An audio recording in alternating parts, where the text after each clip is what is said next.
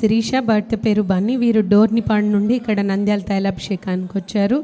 వీరు కడప తైలాభిషేకానికి వెళ్ళారు. తనకి మొదటి వివాహం అయిన తర్వాత ఒక బాబు పుట్టాడు. పుట్టిన తర్వాత మళ్ళీ పిల్లలు కావాలి అని కడప వెళ్ళారు. కానీ అక్కడ సాక్ష్యాలు విని నమ్మలేదు. తను నిజంగా అనుకున్నది జరుగుద్దా తైలాభిషేకంలో అనుకుంది. ఇక్కడ దైవజనులు ప్రార్థన చేస్తే నిజంగా జరుగుతాయంటే నాకు కూడా పిల్లలు కావాలని తను మనసులో అనుకుని ప్రార్థన చేయించుకుందంట.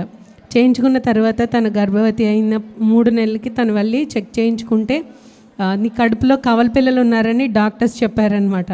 తను ఒక హాస్పిటల్కి వెళ్ళి నమ్మకం కుదరలేదు. నేను ఇలా తైలాభిషేకంలో అనుకుంటేనే నాకు పిల్లలు పుట్టేస్తారా అని తను నమ్మలేదు. నమ్మకపోవడంతో ఇంకో 3 హాస్పిటల్స్కి వెళ్ళి తను చెక్ చేయించుకుంది. తను నమ్మలేక ఎన్ని హాస్పిటల్కి వెళ్ళినా కూడా నీ కడుపులో పిల్లలే ఉన్నారని డాక్టర్స్ చెప్పారు. తను 8వ నెలలో డెలివరీ అయింది. 2 అబ్బాయిలు పుట్టారు తనకి.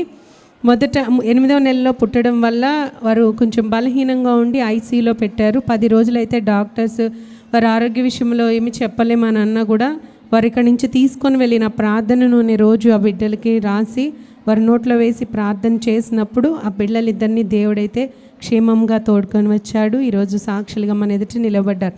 తను దేవుని సన్నిధిలో విన్న సాక్ష్యాలు నమ్మక తను నాకు పిల్లలకు పుడతారా అని పుట్టాలి అని అనుకుంది.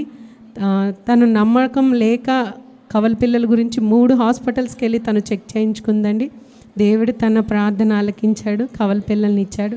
ఈ సాక్ష్యం దేవుడు దీవించును గాక.